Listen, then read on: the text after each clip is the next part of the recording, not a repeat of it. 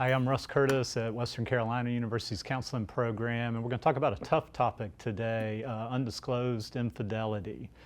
We had noticed in the research that there's a lot of information about how to handle disclosed infidelity when it's discovered and a partner confesses. But what we did not find, in fact, no articles to date, some popular press was related to what happens when somebody suspects it and even has some evidence, maybe not hard evidence. What we found when we started looking at this is that it's real trauma to experience infidelity, whether undisclosed or disclosed. And it felt like it was missing, in the literature. And so that's what I want to talk about. So first of all, we've talked about this as trauma is equal, that's found in the literature, equal when you find out about infidelity to rape or violence in war or violence due to a natural disaster. And what I mean by that is, your home is flooded or a tornado hits it. So this is real serious. We need to take it seriously. With the undisclosed, could somebody just be making this up? Is it just suspicion or paranoia? And yeah, that's something that counselors need to look into.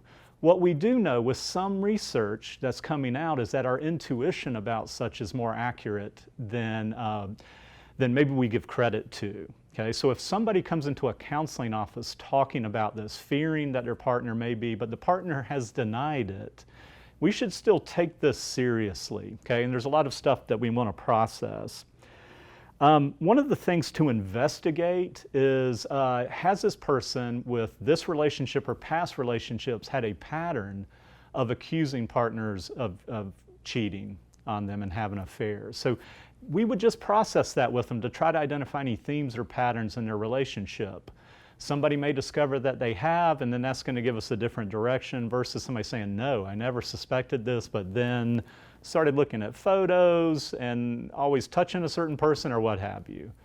The other thing are just kind of relationship insecurity. Has this person in past or current relationships felt really insecure, like their partner kind of had the edge and was flirty and so forth? And again, this is just through counseling processing to help the person come to their own conclusion about this. They've got intuition, maybe some other evidence, photos, but nothing lurid or anything, and then to help them process patterns and themes.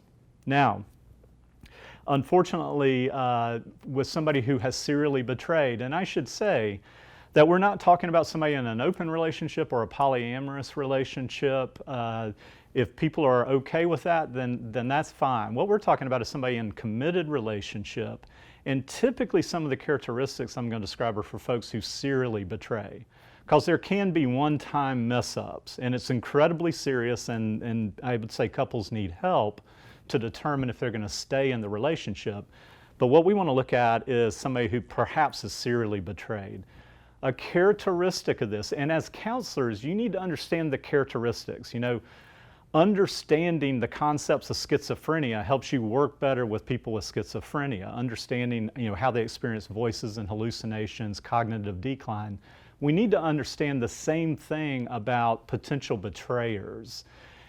And I know that's a colloquial term, and I don't mean to vilify somebody who's betrayed. If they want help, they need to get help too, but we really want to work on the traumatized person. Now, one of the things, first of all, denying it is a common characteristic. Another characteristic that people use is gaslighting. So once the partner asks about affair or possible affair, they'll start calling the person crazy. Crazy is a big word you're going to hear. Paranoid, maybe stupid. So there can be some almost kind of emotionally abusive language used, which we would commonly refer to as gaslighting. And there might be all kind of fuel that they have to add to the gaslighting depending on the length of the relationship. Because in any relationship, somebody's going to know the flaws, the time you drank too much, or the time that you made an off-color joke or a comment or whatever, and that will be used against you. So once you go after somebody or just question somebody who particularly is involved in serial affairs, expect that attack. One of the reasons for this is, and if we were to put this on a spectrum of maybe narcissistic personality disorder, and we may all be on that spectrum, but this would be somebody who's further along. The ego is incredibly fragile, and where nobody likes to be embarrassed. Somebody higher on the end of narcissistic personality disorder, this is a serious threat to be embarrassed, to be outed to their colleagues and friends and family and kids.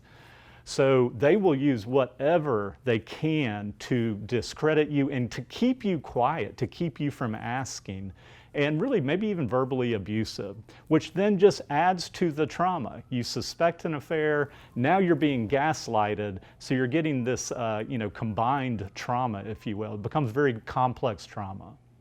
Okay, so we'll talk about more of this in part 2.